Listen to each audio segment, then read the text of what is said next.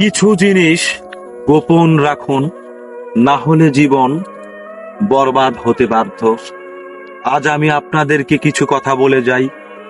যদি আমার কথাগুলো ভালো লেগে থাকে, নোটস করে রাখবেন। প্রথম নাম্বার কথা হচ্ছে, নিজের পরিকল্পনা গোপন রাখুন।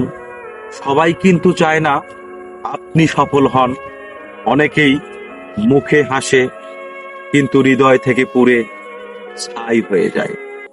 2 নাম্বার কথা, জীবন সঙ্গিনী বেছে নিন চুপচাপে।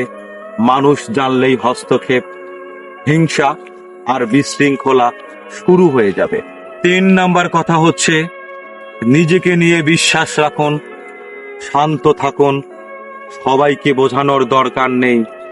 সময় একদিন ঠিক প্রমাণ করে দেবে আপনি এবং আমি কে।